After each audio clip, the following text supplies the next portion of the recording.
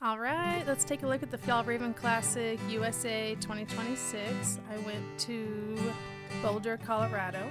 Cliff hung out at the chicken ranch there in Boulder, had a little bit of a riding retreat.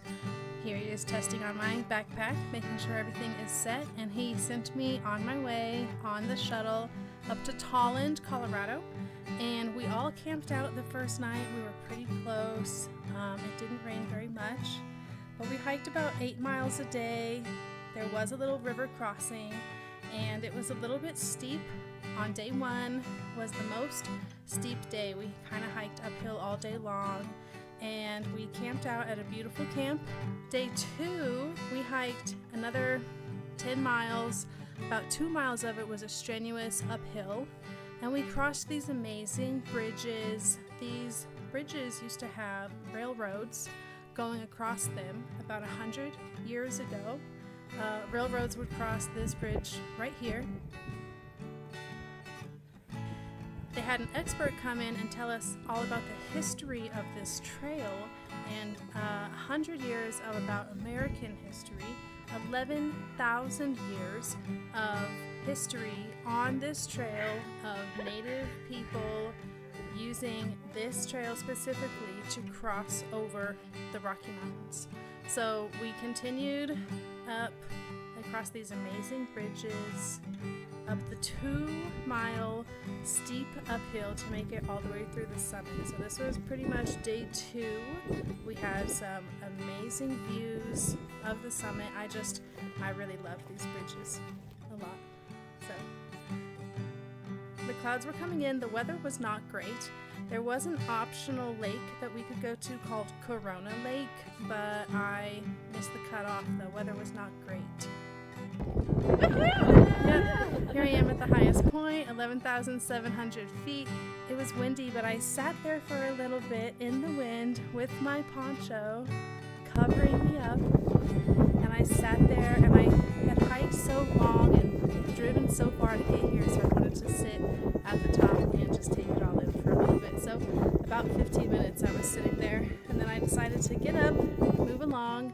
This is where I had to stop and kind of take a pit stop, put on some chapstick, some lotion, eat a little bit of food, and just enjoy these beautiful views of Colorado.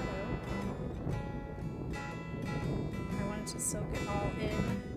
We only did about 30 miles, 3 days, 3 nights of backpacking. And these were some old ruins from 100 years ago when they put the railroads up.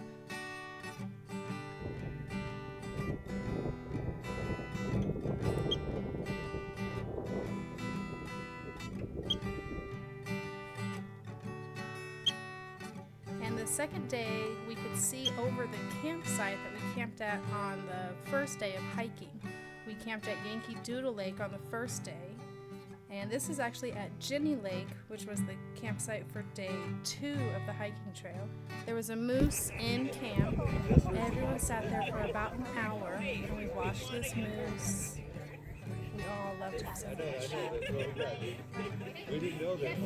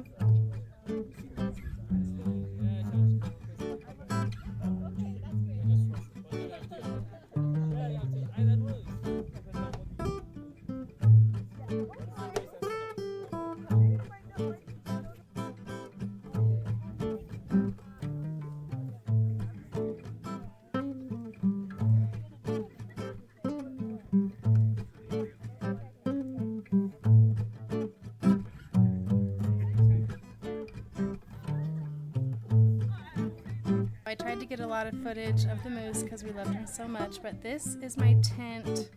I had a beautiful view overlook of the Jenny Lake, a little bit of a rainbow. There's some elk up on the valley.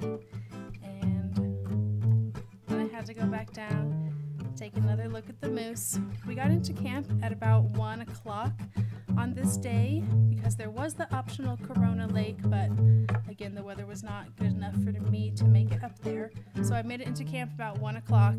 So I was hanging out, got to just relax with everybody. Everyone was sitting around fly fishing. The fish were just jumping out of the lake. And so you can't see them now. They left because they wanted to give the moose some space, but they were all there fly fishing.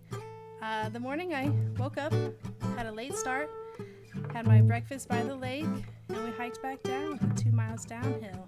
These were our little checkpoints about halfway, and there was even a yak and popsicles. The last 2 miles they even took my pack, and I had lots of friends